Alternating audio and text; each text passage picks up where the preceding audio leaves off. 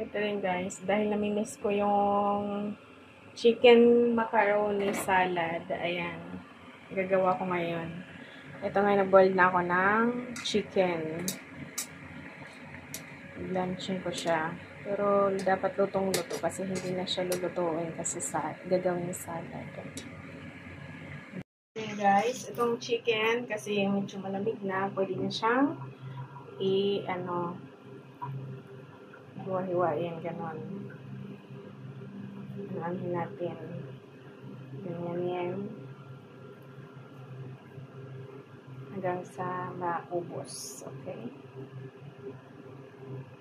Guys, tapos ko na himay-himayin yung chicken. Ayan. Guys, i-prepare natin yung pangsahog ng macaroni chicken salad. Cheese, and then ito, raisin, mayonnaise, pickles. Tapos ayan, maghihiwain ko na yung cheese. Ito pa, condensed. Guys, ayan, mayonnaise pa lang yan. Tapos isunod natin yung condensed. Ayan. Oh my God. Lahat na.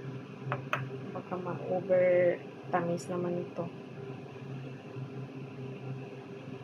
Siyempre, ilagyan natin ng pepper. Black guys. Ito naman yung macaroni na binoiled na to. And then, lagyan natin ng sauce. Ilagyan na natin tong mayonnaise tsaka ibab. Ito muna ilagay natin. Tsaka yung cream. Ito na guys, last na, isasahog natin ang carrots. Ayan.